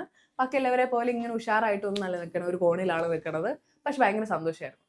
കാരണം എന്താണ്, ഒരു കിളി വന്നിട്ട് അതിനെ മിണ്ടിയിട്ട് പോയി, എന്ത് ഭംഗിയാണെന്നൊക്കെ പറഞ്ഞിട്ടൊക്കെ പോയി. അപ്പൊ ഡേസി ചെടിക്ക് വളരെ സന്തോഷമായിരുന്നു. ഓക്കെ, അങ്ങനെയുള്ള ഡേസി ചെടി. പക്ഷെ പിന്നെ നോക്കുമ്പോഴത്തേക്കും ഈ കിളിയെ കാണാനുള്ള കിളി ഒരു കൂട്ടി പിടിച്ചിട്ടു. കിളി ഭയങ്കരമായിട്ട് കരയാനായിട്ട് തുടങ്ങി. അപ്പോൾ എന്ത് ചെയ്തു? ഈ കൂട്ടിൽ അടച്ച പിള്ളേർ തന്നെ ഈ ഡേസി ചെടിയെ മണ്ണോട് കൂടിയിട്ട് ആ കൂട്ടിൽ കൊണ്ടുവച്ചു. ഓക്കെ, പക്ഷെ എന്തു പറ്റി? അപ്പൊ ഇങ്ങനെ ഈ കിളി പറഞ്ഞു, നിന്നെ ഇവിടെ കൊണ്ടിട്ടൂലേ, നിന്നെ ഇവിടെ ഉപദ്രവിച്ചൂലേ എന്ന് ചോദിച്ചു. അപ്പോൾ അവർക്ക് പിന്നെ കരയാൻ തുടങ്ങി. കിളിക്ക് വെള്ളം ദാഹിക്കുന്നുണ്ടായിരുന്നു. അപ്പോൾ ഡേസി ചെടിക്കും ആകെ അങ്ങോട്ട് വിഷമായി. ഒന്നും ചെയ്യാൻ പറ്റില്ലല്ലോ ഡേസി ചെടിക്ക്, ഒന്നും മിണ്ടാനും പറ്റുന്നില്ല. പക്ഷേ അവസാനം എന്ത് പറ്റാണ് മക്കളെ? ഡേസി ചെടിയും കിളിയും മരിച്ചു പോവാണ്. ഓക്കെ, അതാണ് ഡേസി ചെടി എന്നുള്ള കഥ. ഓർമ്മ വന്നോ? പഠിച്ചത് ഓർമ്മ വന്നോടാ? ഓർമ്മ വന്നോ? ഓക്കെ അല്ലേ? യെസ്. അപ്പൊ നമുക്ക് ക്വസ്റ്റ്യനിലേക്ക് പോവാം. ഒരു പുൽനാമ്പ് എനിക്കിപ്പോൾ വൻമരമാണ്, നിന്റെ ഓരോ ഇതളും എനിക്കൊരു പൂവാണ്. ആരാണത് പറഞ്ഞത്? വാനമ്പാടി, ഒരു കിളി അല്ലേ, നമ്മുടെ കിളിയാണ് പറഞ്ഞത്. ഏത് സന്ദർഭത്തിൽ നോക്കാം. അപ്പൊ ഈ ക്വസ്റ്റ്യൻ പഠിച്ചു കഴിഞ്ഞാൽ തന്നെ ചാപ്റ്റർ ഓക്കെയാണ്, കാരണം ചാപ്റ്ററിലെ കാര്യങ്ങൾ വരുന്നുണ്ട്. നോക്കാം. കൂട്ടിൽ തടവിലാക്കപ്പെട്ട വാനമ്പാടിയാണ് ഇപ്രകാരം പറഞ്ഞത്. വാനമ്പാടിയുടെ അടുത്തുണ്ടായിരുന്ന ഡെയ്സി, ഡെയിലി എല്ലാവരും ഡെയ്സി ആണേ. യെസ്. ഡെയ്സി പൂവാണ് ഇങ്ങനെ പറഞ്ഞത്. സ്വതന്ത്രമായി പറന്നു നടന്നിരുന്ന വാനമ്പാടി കൂട്ടിനകത്ത് അകപ്പെട്ടതോടെ പുറത്തെ വിശാലമായ ലോകവും സ്വാതന്ത്ര്യവും നഷ്ടപ്പെട്ടു. കൂട്ടിലടക്കാൻ ആർക്കെങ്കിലും ഇഷ്ടമാണോ മക്കളെ? ഇല്ല. പക്ഷെ വാനമ്പാടിക്ക് എന്ത് പറ്റി? വാനമ്പാടിക്ക് പറക്കാൻ പറ്റുമോ കൂട്ടിൽ അടച്ചു കഴിഞ്ഞാൽ? ഇല്ല. അതിന് എവിടെയെങ്കിലും വെള്ളം തേടി പോകാൻ പറ്റുമോ? ഫുഡ് തേടി പോകാൻ പറ്റുമോ? ഇല്ല. എല്ലാവരും ആരെങ്കിലും കൊടുത്താലേ കഴിക്കാൻ പറ്റത്തുള്ളൂ. അപ്പൊ സ്വാതന്ത്ര്യം നഷ്ടപ്പെട്ടു അല്ലേ? പകരം പുൽത്തകിടിയോടൊപ്പം കൂട്ടിലെത്തിയ ഡെയ്സി ചെടിയെയും പൂവും മാത്രമായി കൂട്ടിന്. എന്താണ് ഈ കുട്ടികള് ഈ സന്തോഷാവട്ടെ എന്ന് ചെയ്തതാ, ഡെയ്സി ചെടിയും കൊണ്ട് വെച്ചു. പക്ഷെ അവർക്ക് വെള്ളം കൊടുത്തില്ല. അതാണ് പ്രശ്നം പറ്റി. പിന്നെ ഒരു പുൽനാമ്പ് എനിക്കിപ്പോൾ വൻമരമാണ്, നിന്റെ ഓരോ ഇതളും എനിക്കൊരു പൂവാണ്, എനിക്ക് നഷ്ടപ്പെട്ടതിന്റെ വില ഞാനിപ്പോൾ അറിയുന്നു എന്ന് വാനമ്പാടി ഡെയ്സി ചെടിയോട് പറയുന്നു. എന്താണ് അങ്ങനെ പറയാൻ കാരണം? അതായത് നേരത്തെ വാനമ്പാടിയെ സംബന്ധിച്ചിടത്തോളം വാനമ്പാടിക്ക് ഇഷ്ടമുള്ള സ്ഥലത്ത് പോകാലോടാ, ഇല്ലേ? നിങ്ങൾക്ക് ചിറകുകളുണ്ടെങ്കിൽ നിങ്ങൾ ഇഷ്ടമുള്ള സ്ഥലത്ത് പോകില്ലേ? വാനമ്പാടി അങ്ങനെയാണ്, ഉഷാറായിട്ട് പറന്ന് നടക്കുന്ന കിളിയായിരുന്നു. അപ്പൊ അതിന് ഒരു പുൽത്തകിട് അല്ലെങ്കിൽ മല എല്ലായിടത്തും പോവാം. പക്ഷെ കൂട്ടിനകത്തായപ്പോഴത്തേക്കും ഈ ഡെയ്സി ചെടിയുടെ കൂടെ വന്ന കുറച്ച് പുൽനാമ്പും പിന്നെ അതിന്റെ ഇതളും ഒക്കെ എന്താണ് അതേ ഉള്ളൂ അതിനെ ആസ്വദിക്കാനായപ്പോൾ അതെല്ലാമായിട്ട് മാറാണ്. അതിന്റെ ഒരു വിഷമാണ് ഒന്ന് പറയുന്നത്, ബാക്കിയൊന്നും കാണാൻ പറ്റാത്തതിന്റെ വിഷമം. ഓക്കെ, അങ്ങനെയാണ് കേട്ടോ. യെസ്. ഇനി എന്താണ് ആഹ്ലാദത്തോടെ പാട്ട് പാടാനാവില്ലെന്ന് മനസ്സിലാക്കി വാനമ്പാടി വാക്കുകളോടെ സ്വയം ആശ്വാസം കണ്ടെത്താണ്. അതായത് എന്തായാലും നീ എൻ്റെ ഡെയ്സി ചെടിയുണ്ട്, പക്ഷെ നിന്റെ എതളുകളൊക്കെ എനിക്ക് വലിയ ഓരോ പൂക്കളായിട്ടാണ് തോന്നണേ. എന്താണ് നിന്റെ പുൽനാമ്പ് എനിക്കൊരു വലിയ വൻമരമായിട്ടാണ് തോന്നുന്നത്. അതായത് ഉള്ളതിൽ സന്തോഷിക്കാൻ ശ്രമിക്കുകയാണ് ആര്? നമ്മുടെ പൂവല്ല, സോറി, നമ്മുടെ വാനമ്പാടി കിളി കേട്ടോ. അതാണ് ഡെയ്സി ചെടി എന്നുള്ള കഥയുടെ ഒരു സംക്ഷിപ്തം എന്ന് പറയുന്നത്. ഓക്കെ, ഈ ഒരു ക്വസ്റ്റ്യൻ നോക്കാം. ഇതെന്താണ്? നമുക്ക് വിഗ്രഹിച്ച് എഴുതാന്നൊക്കെ പറഞ്ഞ ഇടയ്ക്ക് ചോദിക്കും. ഓക്കെ, നോക്കാം ഒന്ന് മനസ്സിരുത്തി ഒന്ന് ശ്രദ്ധിച്ചു കഴിഞ്ഞാൽ കിട്ടും. മഴയുടെ ഇരമ്പം എന്ന് പറഞ്ഞാൽ എന്താടാ? മഴയിരമ്പം. ഇതൊന്ന് എഴുതാൻ പറ്റുന്നവർ എഴുതി വെച്ചു, കുഴപ്പമില്ല. ഇല്ലെങ്കിൽ കുഴപ്പമില്ല കേട്ടോ. യെസ്. ഓക്കെ. ഇനി ഇടിമിന്നലിന്റെ ചാലുകൾ എന്തായിരിക്കും? ഇടിമിന്നൽ ചാലുകൾ എളുപ്പമല്ലേ? ഇലയുടെ ചാർത്തുകൾ ഇതുപോലെ തന്നെ വരും, ഇലച്ചാർത്തുകൾ. പുഴയുടെ ഓരം എന്തായിരിക്കുമടാ? പുഴയോരം. നിലാവിന്റെ നിറം നിലാനിറം. ഓക്കെ. ഇനി നീരിന്റെ ചാലുകളാണ് നീർച്ചാലുകൾ. ഇത് തിരിച്ചു ചോദിക്കാം. മഴയിരമ്പം എന്താണെന്ന് ചോദിക്കാം. മഴയുടെ ഇരമ്പം. ഓക്കെ, മക്കൾക്ക് ടെൻഷൻ ഒന്നും അടിക്കണ്ട, അറിയാവുന്ന വാക്കേ ചോദിക്കുള്ളൂ കേട്ടോ. ഓക്കെ, ഇതൊന്ന് മിസ് പറഞ്ഞു പോയതാ, ഇങ്ങനെ ചോദിക്കാൻ സാധ്യതയുണ്ട്, ഓർമ്മ വേണം. ഓക്കെ, യെസ്, ശരി. സെറ്റല്ലേ? അത് എങ്ങനെയാന്ന് സ്ക്രീൻഷോട്ട് എടുക്കാനോ എങ്ങനെയാന്ന് വെച്ചാൽ എടുത്തു വെച്ചോ. ഓക്കെ, ഒന്ന് ഓർമ്മയിൽ വെക്കാനായിട്ട്. ഓക്കെ, ഏതാ മറ്റൊന്നും പേടിക്കണ്ട. ഓക്കെ, നമുക്കിത് ഉണ്ടാവും. നിങ്ങളപ്പോൾ ഒന്നുകൂടി കണ്ടാൽ മതി. Okay, set. ശരി, ഓക്കെ അല്ലേ? ശരി. ഇനി നമ്മൾ അടുത്ത ചാപ്റ്ററിലേക്ക് പോവാണ്, അടുത്ത യൂണിറ്റായി. ഓക്കെ, ഒരു കാര്യം ചെയ്യാം. ഈ ചാപ്റ്റർ പഠിച്ചപ്പോൾ ചെയ്താണ് അല്ലേ, നമ്മൾ സ്റ്റാച്ചു കളിക്കുന്ന പോലെ ഒരു പരിപാടി. ഓക്കെ, ഞാൻ വേഗം സ്റ്റാച്ചു പറഞ്ഞ സ്റ്റാച്ചു ആവുമോ എല്ലാവരും? ഓക്കെ, സ്റ്റാച്ചു എല്ലാവരും അങ്ങനെ തന്നെ ഇരിക്കണം കേട്ടോ. നോക്കട്ടെ എത്ര നേരം ഇരിക്കാൻ പറ്റുമോ നോക്കട്ടെ. എന്താണോ ചെയ്തോണ്ടിരുന്നത് അങ്ങനെ തന്നെ ഇരിക്കണേ, ആരും അനങ്ങരുത്. ഓക്കെ, വെറുതെ ഇരുന്നു. ഓക്കെ, ഇങ്ങനെ ഒരു അവസ്ഥ പറ്റിയാൽ എങ്ങനെയാവും എന്നുള്ളതാണ് നമ്മുടെ കുഞ്ചൻ നമ്പ്യാര് എഴുതിയിട്ടുള്ള ഒരു വായുവില്ലാത്ത ലോകം എന്നുള്ള പാഠഭാഗത്തിൽ അല്ലേ. ഇപ്പോൾ കഴിച്ചുകൊണ്ടിരിക്കുന്ന ആൾ ഇങ്ങനെ കഴിക്കാനായി, ബുക്ക് വായിച്ചുകൊണ്ടിരുന്ന ആൾ അങ്ങനെ സ്റ്റക്കായി, കിടക്കുന്ന ആൾ അങ്ങനെയായി, അങ്ങനെ വായുവില്ലാത്ത ലോകം. പെട്ടെന്ന് വായു അങ്ങോട്ട് പോയി, അതായത് നമ്മൾ ഫ്രീസ് ആയിപ്പോയി. അതാണ് വായുവില്ലാത്ത ലോകം. നോക്കാം. കേരളീയ പശ്ചാത്തലത്തിലുള്ള അവതരണ രീതി ഏത് സന്ദർഭവും നേരിൽ കാണുന്ന വിധം ജീവസുറ്റതാക്കി അവതരിപ്പിക്കാനുള്ള അപാരമായ കഴിവുണ്ട് ആർക്ക്? കുഞ്ചൻ നമ്പ്യാർക്ക്. കുഞ്ചൻ നമ്പ്യാര് ഒരു കഥയുണ്ടായിരുന്നു. കുഞ്ചൻ നമ്പ്യാര് എന്താണ് രാജാവിന്റെ അടുത്ത ഫുഡ് അത്ര ഗംഭീരമല്ല. ഓക്കെ, അപ്പൊ ഒരു പശു ഇങ്ങനെ ചാണകം ഇട്ട് പോണ കണ്ടിട്ട് കുഞ്ചൻ നമ്പ്യാർ ചോദിച്ചു, പയ്യേ നിനക്കും പക്കത്താണോ ഓണമെന്ന് ചോദിച്ചു. പയ്യെന്ന് പറഞ്ഞാൽ പശുവേ നിനക്കും പക്കത്താണോ ഓണം എന്ന് പറഞ്ഞാൽ രാജാവ് കൊടുക്കുന്ന സ്ഥലത്താണോ നിനക്ക് ഊണെന്ന് ചോദിച്ചു. അതെന്തായത് അവിടുത്തെ കഴിക്കുന്ന ഫുഡ് എപ്പോഴും വയറിന് പ്രശ്നം തരുന്ന ഫുഡാണെന്ന് രാജാവിനെ അറിയിക്കാതെ അങ്ങോട്ട് അറിയിച്ചു. അതാണ് കുഞ്ചൻ നമ്പ്യാരുടെ ഒരു പ്രത്യേകത. ഓക്കെ, അങ്ങനെ എഴുതുന്ന ആളാണ് കുഞ്ചൻ നമ്പ്യാർ. എന്തിന്റെ ഉപജ്ഞാതാവാണ് മകളെ? മിസ് പറഞ്ഞതാണോ തോന്നുന്നു, ഇല്ലേ? എന്തിന്റെ ഉപജ്ഞാതാവാണ്? കണ്ടുപിടിച്ച ആളാണ്. ഏത് കലാരൂപമാണ്? പറഞ്ഞേ കേക്കട്ടെ പറഞ്ഞേ. ഏതാണ്? ചക്കേർകൂത്തല്ല, ചക്കേർകൂത്തിന് പകരം കണ്ടുപിടിച്ചു എന്ന് പറഞ്ഞ യെസ്, ഓട്ടംതുള്ളൽ കിട്ടി. തുള്ളലാണ്. ഓട്ടംതുള്ളൽ മാത്രമല്ല, ശീതങ്കം തുള്ളലുണ്ട്, പറയും തുള്ളലൊക്കെ ഉണ്ട് കേട്ടോ. ഓക്കെ, ശരി. വായുവില്ലാത്ത ലോകം എന്ന കവിതയിൽ ഒരു നിമിഷം ലോകത്തിൽ വായു ഇല്ലാതായാൽ എന്തെല്ലാം സംഭവിക്കുന്നതാണ് കവി രസകരമായി വർണ്ണിക്കുന്നത്. ഹാസ്യരസം കലർത്തിയാണ് കവി ഓരോ സന്ദർഭം അവതരിപ്പിക്കുന്നത്. ഹാസ്യം എന്ന് പറഞ്ഞാൽ എന്താ? കോമഡി അല്ലേ? ഓരോ ജോലിയിൽ ഏർപ്പെട്ടിരിക്കുമ്പോൾ പെട്ടെന്ന് വായു അങ്ങനെ ഇല്ലാതായപ്പോൾ പാവകളെ പോലെ നിശ്ചലരായി പല രീതിയിൽ നിൽക്കുന്നത് കവി കാണിച്ചു തരുന്നു. താളവും ഈണവുമാണ് നമ്പ്യാർ കവിതകളിലെ ഏറ്റവും എടുത്തു പറയേണ്ട സവിശേഷത. ആർക്കും ചൊല്ലാൻ സാധിക്കുന്ന ഈണമാണ് തുള്ളൽ കവിതകൾക്കുള്ളത് അല്ലേ? നിങ്ങൾ കേട്ടിട്ടുണ്ടാവും. മറ്റേ ഹനുമാൻ എന്താണ്, മർക്കട നീങ്ങും ആരക്കിടാഷടാ ദുർക്കട സ്ഥാനത്തു വന്നു ഷയിപ്പ നിനക്ക് എന്തുവാൻ തോന്നുവാൻ കാരണം എന്തടാ എന്നൊക്കെ പറഞ്ഞ ഒരു നിങ്ങൾ കേട്ടിട്ടുണ്ടാവും അല്ലേ? തുള്ളൽ കവിത എല്ലാവർക്കും ചൊല്ലാവുന്നതാണ്. പിന്നെ ശബ്ദഭംഗി എന്ന് പറഞ്ഞ വാക്കുകൾ നല്ല ഭംഗിയുള്ള വാക്കുകളാണ്. കുഞ്ചൻ നമ്പ്യാർ എപ്പോഴും കുറച്ച് അഹങ്കാരത്തിലാണെങ്കിലും പറയുമായിരുന്നു, എനിക്ക് വാക്കിന് ഒരു വിധത്തിലും ക്ഷാമം വന്നിട്ടില്ല. മലയാളം എൻ്റെ ഇങ്ങനെ ഉള്ളിലെ ഒരു അമൃതധാര പോലെ ഒഴുകുമെന്നാണ് കുഞ്ചൻ നമ്പ്യാർ പറഞ്ഞിട്ടുള്ളത്. ഓക്കെ, അത്രയ്ക്കും രസമായിട്ട് എഴുതുന്ന ഒരു വ്യക്തിയാണ് അല്ലേ? നല്ല പ്രാസം ഒപ്പിച്ച് വാക്കുകളൊക്കെ കണ്ടെത്താന്ന് പറയുന്നത് ഇപ്പോഴത്തെ റാപ്പേഴ്സൊക്കെ മാറി നിൽക്കുന്ന ടൈപ്പായിരുന്നു കുഞ്ചൻ നമ്പ്യാറിന്റെ എഴുത്ത്. ഓക്കെ, ഓർമ്മ കിട്ടിയോ? ചാപ്റ്റർ മനസ്സിലേക്ക് വന്നോ? ഒന്നും ഉണ്ടായിരുന്നില്ല ചാപ്റ്റർ അല്ലേ? എന്താണ് ഓരോരുത്തർ ഉണ്ടോണ്ടുന്നവൻ അങ്ങനെയായി എന്നൊക്കെ പറയുന്ന ഒരു ചാപ്റ്റർ ആയിരുന്നു അല്ലേ? യെസ്, ശരി. അതുപോലെ കവിതയിൽ ഓരോ ദൃശ്യവും മുന്നിൽ കാണുന്നത് പോലെ അവതരിപ്പിക്കാൻ ചെന്നമാർ കഴിയും. നമ്മൾ വായിച്ചു കഴിഞ്ഞാൽ അത് നമ്മുടെ മനസ്സിലേക്ക് ഇങ്ങനെ സ്റ്റക്കായിട്ട് നിൽക്കും, നമുക്ക് ഓർമ്മ കിട്ടും. ഇങ്ങനെയാണ് അല്ലേ? കേരളീയമായ പശ്ചാത്തലത്തിലാണ് നമ്പ്യാരെ സന്ദർഭങ്ങളെ അവതരിപ്പിക്കുന്നതെന്നും ശ്രദ്ധേയമാണ്. അതായത് ഇപ്പോ മഹാഭാരതം, രാമായണം, അതിലേക്ക് കഥകളാണ് കുഞ്ചൻ നമ്പ്യാർ എടുക്കുക. ഓക്കെ, മഹാഭാരതത്തിലാണ് ഭീമൻ വരുന്നത് അല്ലേ? അപ്പം ഈ ഭീമന്റെ കഥ എടുക്കുന്ന സമയത്ത് ഭീമനെ എങ്ങോട്ടാ കൊണ്ടുതന്നെ? കേരളത്തിലേക്ക് കൊണ്ടുവന്നു. കേരളത്തിന്റെ തനതായിട്ടുള്ള പാടവും വരമ്പും ഒക്കെ വന്നു. അതാണ് ആരുടെ പ്രത്യേകത? കുഞ്ചൻ നമ്പ്യാരുടെ പ്രത്യേകത കേട്ടോ. അതൊന്ന് ഓർമ്മ വേണേ. ഇനി വായു ഇല്ലാതായാലും നമുക്ക് നിലനിൽക്കാൻ സാധിക്കില്ല. ചിരിയോടൊപ്പം ചിന്തിക്കാനുള്ള അവസരം ഒരുക്കി തരുന്നവരാണ് നമ്പ്യാരുടെ കവിതകൾ അല്ലെ? എപ്പോഴും നമുക്കൊരു സന്ദേശമൊക്കെ തന്നിട്ടാണ് കുഞ്ചൻ നമ്പ്യാരുടെ കവിത അവസാനിക്കുക.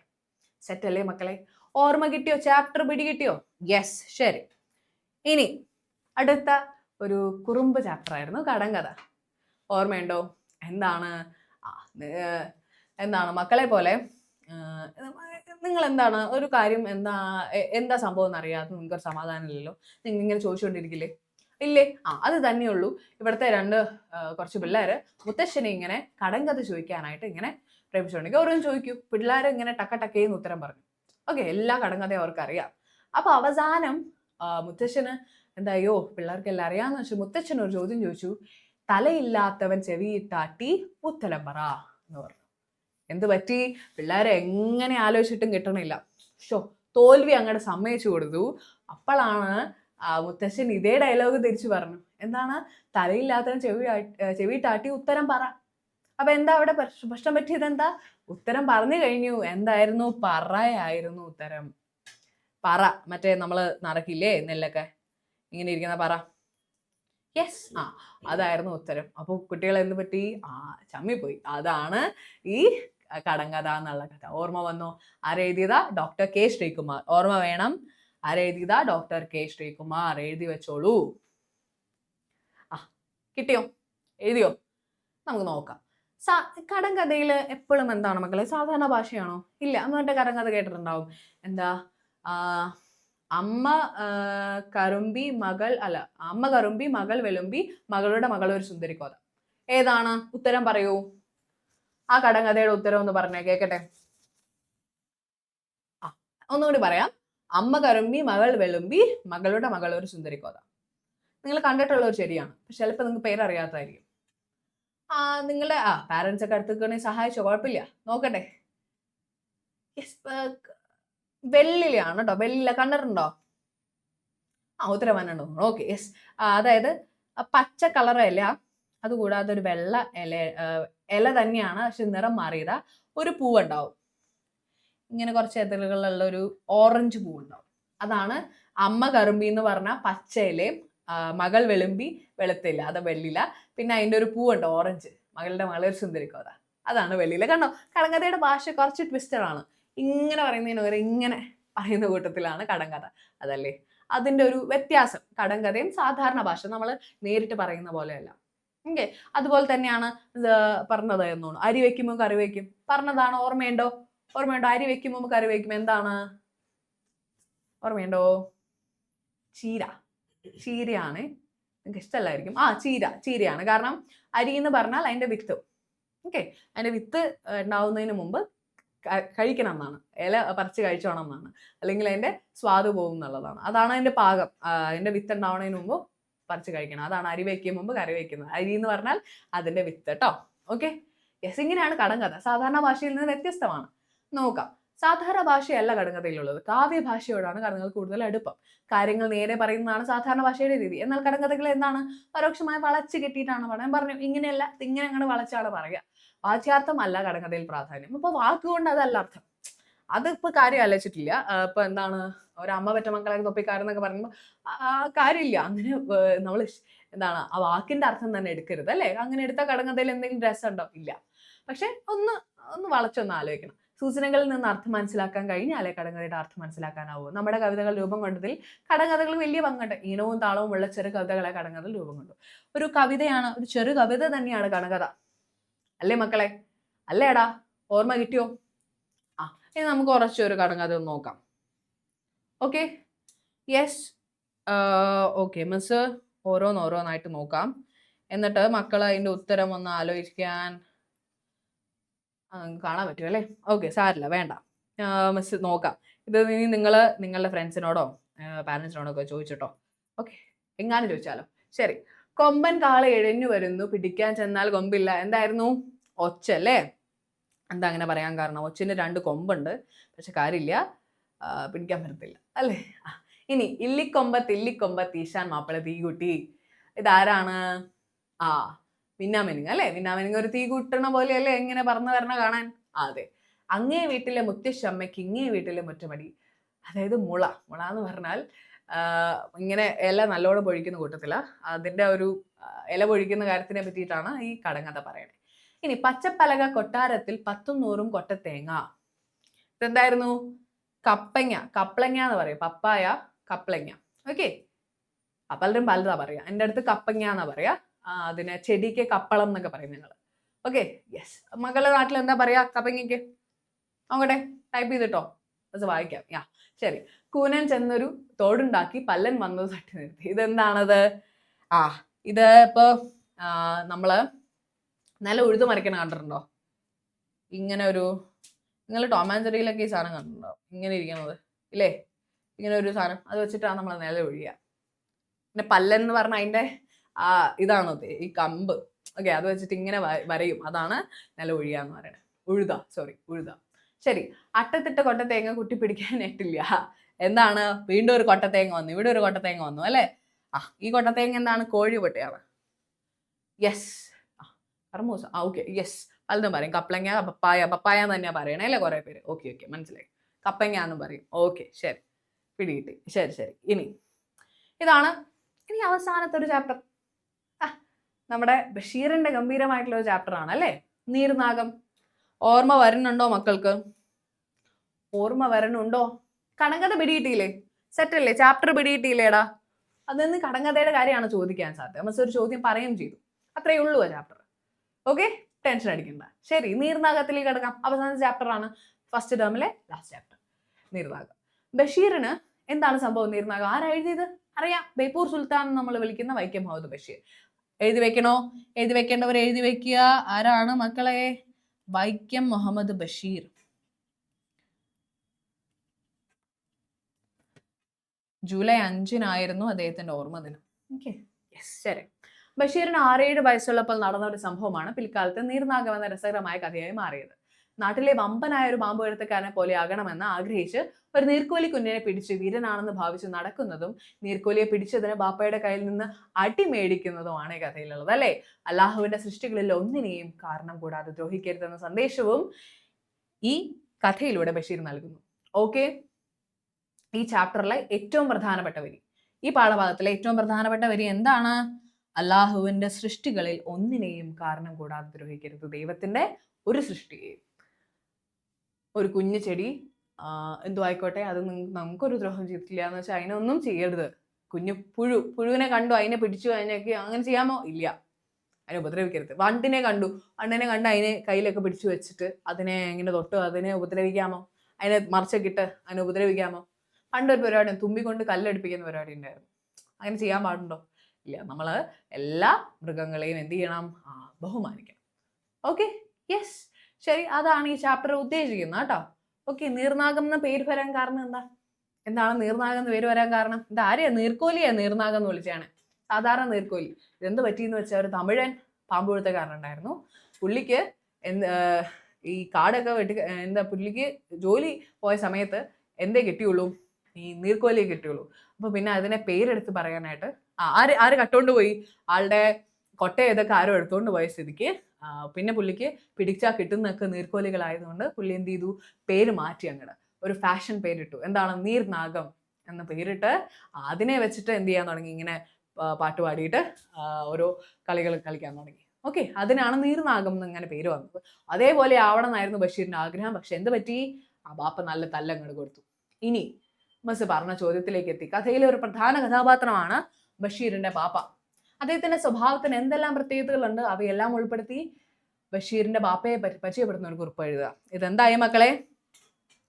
കഥാപാത്ര നിരൂപണം അല്ലേടാ? യെസ്, നോക്കാം.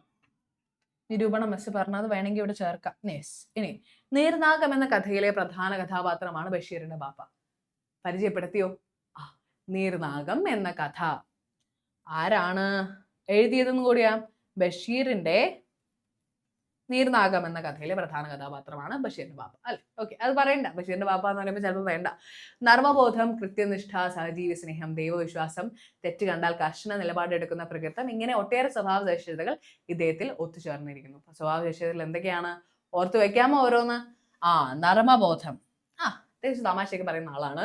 കൃത്യനിഷ്ഠ, കാര്യം കൃത്യമായിട്ട് ചെയ്യും. അതെന്താ? നിസ്കാര സമയം അല്ലെങ്കിൽ നമസ്കാര സമയം കൃത്യമായിട്ട് പാലിക്കുന്ന ആളായിരുന്നു ബഷീറിന്റെ ബാപ്പ. സഹജീവി സ്നേഹം, സ്നേഹം ഇല്ലെങ്കിൽ ഇങ്ങനെ പറയോ? ബഷീറിനോട് പറയോ ഒരു സഹജീവൻ കൊല്ലരുതെന്ന് പറയോ? ഇല്ല, സ്നേഹമുണ്ട്. ദൈവവിശ്വാസം ഉണ്ട്. കൃത്യമായിട്ട് ദൈവത്തിൽ വിശ്വസിച്ച് കാര്യങ്ങൾ ചെയ്യുന്ന ആളാണ് ബഷീറിന്റെ ബാപ്പ. പിന്നെ തെറ്റ് കണ്ടാലോ ആര് മകനായാലും പറഞ്ഞ് പഠിപ്പിക്കാനുള്ള ഒരു മനസ്സുള്ള വ്യക്തിയാണ് ബഷീറിന്റെ ബാപ്പ. ഓർമ്മയിൽ ഇരിക്കുമോ ഇത്? ഇതിങ്ങനെ തന്നെ പഠിച്ചിട്ട് പോകാൻ മിസ് പറയുന്നില്ല. മക്കൾക്ക് ഓർമ്മിക്കാൻ തരത്തിൽ ഓർത്തു വയ്ക്കുക. അതായത് ഇങ്ങനെ കാണാപ്പാഠം പഠിച്ചു കഴിഞ്ഞാൽ ചിലപ്പോൾ എവിടെയെങ്കിലും വിട്ടുപോകും. അതുകൊണ്ടിട്ട് ഇതൊന്ന് മനസ്സിലാക്കി വെക്കുക. എന്തൊക്കെയാണ്? നല്ല തമാശ പറയുന്ന ആളാണ് അല്ലേ? ബഷീറിനെ വഴക്ക് പറഞ്ഞു, അതൊക്കെ അങ്ങനെ ആലോചിച്ചാൽ മതി. അപ്പൊ മനസ്സിലേക്ക് വന്നോളൂ കേട്ടോ. ഓക്കെ അല്ലേ? സെറ്റ് അല്ലേ? സെറ്റ് ആണെങ്കിൽ തംസപ്പിട്ടെ. യെസ്, ഉഷാറായിട്ടിരിക്കും. നമ്മൾ ലാസ്റ്റ് റൗണ്ടാണ്. ശരി. ഉച്ച നമസ്കാരത്തിന് വീട്ടിൽ വന്ന ബാപ്പ ബഷീർ പിടിച്ചുകൊണ്ട് വന്ന വിരിയുടെ ഇടയിൽ തൂക്കിയിട്ട നീർക്കോലി കുഞ്ഞ് നിലത്ത് കിടന്ന് പുളയുന്നത് കാണുന്നു. അദ്ദേഹം നിസ്കാരം പൂർത്തിയാക്കിയ ശേഷം ഈ കുരുത്തക്കേട് കാണിച്ച ബഷീറിനെ വിളിച്ചു വരുത്തി. മേൽ ഇത് ആവർത്തിക്കാതിരിക്കാൻ ചൂരവടി കൊണ്ട് തുടയിൽ 3 അടിയും കൊടുത്തു. അല്ലാഹുവിന്റെ സൃഷ്ടികളിൽ ഒന്നിനെയും കാരണം കൂടാതെ ദ്രോഹിക്കരുതെന്ന താക്കീത് നൽകി നീർക്കോലിയെ പിടിച്ചിടത്ത് കൊണ്ടുവിടാൻ പറയുകയും ചെയ്യുന്നു. എന്താ പറഞ്ഞേ? ഉച്ച നമസ്കാരത്തിന് വന്നപ്പോഴാണ് ഈ നീർക്കോലി ഇങ്ങനെ പൊളയണ കാണണേ. പക്ഷെ നമസ്കാരം നിർത്തി കഴിഞ്ഞിട്ടാണ് ചോദിക്കണേ ഇത് ആരെങ്ങനെ ചെയ്തേ ചോദിച്ചപ്പോൾ ബഷീറിനെ വിളിപ്പിച്ചിട്ട് എന്ത് പറഞ്ഞു? 3 തല്ല് അങ്ങോട്ട് കൊടുത്തു. എന്നിട്ട് പറഞ്ഞു അല്ലാഹുവിന്റെ സൃഷ്ടികളിൽ ഒന്നിനെയും കാരണം കൂടാതെ ദ്രോഹിക്കരുത് എന്ന് പറഞ്ഞു. പിന്നെയോ എവിടെ നിന്നാണോ നീർക്കോലിയെ പിടിച്ച് അവിടേക്ക് കൊണ്ടിടാൻ പറഞ്ഞു അല്ലെ? മകൻ ചെയ്ത് തെറ്റാണെന്ന് പറഞ്ഞ് അത് തിരുത്തുകയാണ് ബാപ്പ. മാത്രമല്ല അദ്ദേഹത്തിന്റെ സഹജീവികളോടുള്ള സ്നേഹവും ഇവിടെ പ്രകടമാണ് അല്ലേ മക്കളെ? സ്നേഹമുണ്ട്. സഹജീവി, ബാക്കിയുള്ള ജീവികളോടുള്ള സ്നേഹം. നീർക്കോലിയെ കണ്ടപ്പോൾ അത് ചെയ്തതാരെന്ന് ഉമ്മയോട് അന്വേഷിക്കുകയാണ് ബാപ്പ ആദ്യം ചെയ്തത്. അവർ തമ്മിലുള്ള സംഭാഷണത്തിൽ ബാപ്പയുടെ നർമ്മബോധം പ്രകടമാണ് അല്ലെ? അമ്മയുടെ അടുത്ത് അത്യാവശ്യം തമാശയൊക്കെ പറഞ്ഞിട്ടാണ് ബാപ്പ ചോദിക്കുന്നത് സംഭാഷണത്തിൽ അല്ലെ? ഇനി കർക്കശക്കാരനും അതോടൊപ്പം സ്നേഹമുള്ളവനായ ഒരു പിതാവിനെയും ഇവിടെ കാണാം. അപ്പോൾ കുറച്ച് ഇതുണ്ടെങ്കിലും കർക്കശക്കാരനാണെങ്കിൽ സ്നേഹമുള്ളൊരു അച്ഛനാണ്. നീർക്കോലിയെ കണ്ട അത് എന്താണെന്ന് ചോദിച്ചപ്പോൾ നീർനാഗം എന്ന ബഷീറിന്റെ മറുപടി കേട്ട് ബാപ്പ ചിരിക്കുന്നതും കഥയിലുണ്ട്. സ്കൂളിൽ നിന്നാണോ നീ പഠിച്ച് എന്നൊക്കെ ചോദിച്ച്, പള്ളിക്കൂടത്തിൽ നിന്ന് പഠിച്ചതാണോ എന്നൊക്കെ ചോദിച്ച് ചിരിക്കുന്നുണ്ട്. ഇങ്ങനെ കഥയിലൂടെ നീളം നിലനിൽക്കുന്ന കഥാപാത്രമാണ് ബഷീറിന്റെ ബാപ്പ. പിടികിട്ടിയോ? ഓർമ്മ വന്നോ ബഷീറിന്റെ ബാപ്പയെ പറ്റിയിട്ട്? അല്ലെ? നല്ല നർമ്മബോധമുള്ള, ദൈവവിശ്വാസമുള്ള, കൃത്യനിഷ്ഠയുള്ള, സഹജീവി സ്നേഹം, ആ വാക്ക് ഓർമ്മ വേണം. സഹജീവി സ്നേഹമുള്ള ഒരു കഥാപാത്രമാണ് ബഷീറിന്റെ ബാപ്പ. ഇതാണ് മക്കളെ ഈ ചാപ്റ്ററിലെ ഏറ്റവും പ്രധാനപ്പെട്ട ഒരു ക്വസ്റ്റ്യൻ. ഓക്കെ, ഇത് നേരെ തിരിച്ച് ബഷീറിനെ പറ്റിയിട്ട് ചോദിക്കാം. ബഷീർ അങ്ങനെ കുഞ്ഞല്ലേ, അപ്പൊ എന്താണ് അത്യാവശ്യം കുറുമ്പൊക്കെ കാണിച്ചിരുന്നു. നീർക്കോലിയൊക്കെ പിടിച്ചുകൊണ്ട് വന്നു, നീർനാഗം എന്നൊക്കെ പേരൊക്കെ ഇട്ട് കാണിച്ചു അല്ലെ? ആരാവണം എന്നായിരുന്നു ആ നാട്ടിലെ വമ്പനായ പാമ്പ് പിടുത്തക്കാരനാവണമെന്നായിരുന്നു ആഗ്രഹം. ഓക്കെ, അങ്ങനെയൊക്കെ വന്നിട്ട് ഒരു കഥാപാത്രം നിരൂപണം എഴുതാൻ പറഞ്ഞാൽ എഴുതുവോ? എഴുതുമെങ്കിൽ തംസപ്പ് കാണിച്ച്. മിടുക്കന്മാരാണ്, എഴുതുമെങ്കിൽ തംസപ്പ് കാണിച്ച്. യെസ്, ശരി, യെസ്, ഓക്കെ. ഇതാണ് മക്കളെ നമ്മുടെ ഫസ്റ്റ് ടേമിലെ ചാപ്റ്റേഴ്സ് വരുന്നത്. ഓക്കെ, മിസ് ക്വസ്റ്റ്യൻസ് പറഞ്ഞു, നമ്മൾ ചാപ്റ്ററിലേക്ക് കടന്നു ഇല്ലേ? ഓക്കെ അല്ലേ മക്കളെ? സെറ്റാണോ? സെറ്റായി. ഇനി ഓണപരീക്ഷയ്ക്ക് എഴുതാൻ എന്തെങ്കിലും ബുദ്ധിമുട്ടുണ്ടോ? ഇല്ല, മിടുക്കന്മാരായിട്ട് എഴുതില്ലേടാ? ആ, യെസ്, ഓക്കെ. അപ്പോൾ അടിപൊളിയായിട്ട് പരീക്ഷ എഴുതാൻ നോക്കുക, ചാപ്റ്ററുകൾ വായിക്കുക, നോട്ടിലൂടെ ഒന്നുകൂടി കടന്നു പോയി കഴിഞ്ഞാൽ സെറ്റാവും. ഓക്കെ, എല്ലാം അടിപൊളിയായിട്ട് ചെയ്തിട്ട് നമുക്ക് അടുത്ത ക്ലാസ്സിൽ കാണുന്നവരായിട്ട് ബൈ.